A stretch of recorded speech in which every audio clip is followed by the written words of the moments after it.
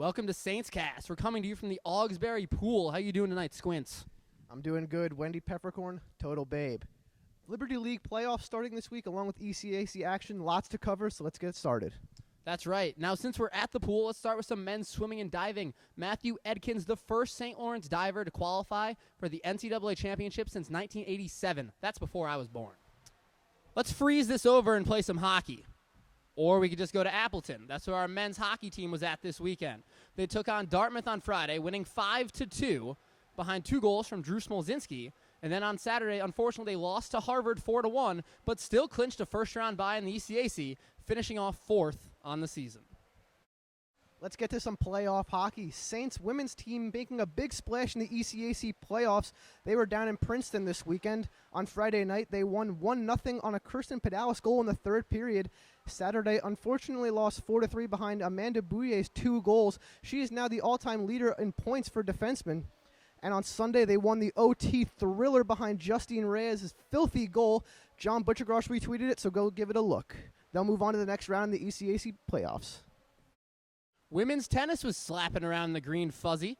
They knocked off Ithaca on Saturday, then came back in action on Sunday against number 21 in the country, Vassar. Morgan McNeil picked up the clinching win as they won 5-4, and they swept the Liberty League Awards for the weekend. Now let's take it to basketball.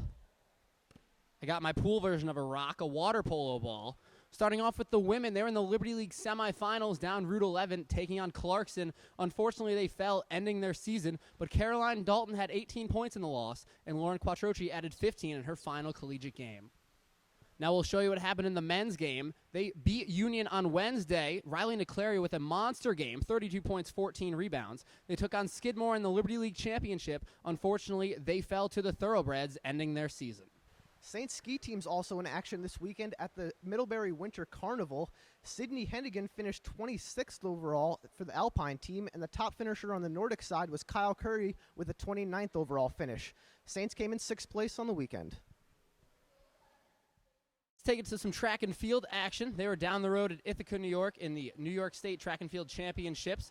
The women's team finished 3rd behind stellar performances from Lisa Groen winning the mile and Marissa Turner winning the high jump and the 400. The men at the same event finished 5th. Nick Crawford leading the charge, winning the 400 and anchoring the winning 4x2 and 4x400 meter relays. The Equestrian team was in action this weekend, winning their 6th consecutive region high point title behind 2 wins from Jess Fortier. They won't be in action again until April. Now let's take it to everyone's favorite vegetable. It also happens to double as a sport, squash. Our men's squash team was at Nationals this weekend where they finished 4th. They beat Harvard and then fell to Yale and Trinity, finishing the season 4th in the nation. Let's head on over to Newell Fieldhouse where the men's tennis team was in action this weekend at home. They lost to Ithaca on Saturday and beat Nazareth on Sunday 9-0. That'll wrap up a big weekend here for the Saints. Tune in next weekend where the Saints track team, Scott, will be at the Fast Chance Qualifier looking to qualify for Nationals. That's right. And you know, we've been here in the pool, and I've been thinking, it's time for me to jump in. Matt Edkins, I hope you have your notebook ready, because this is how you dive.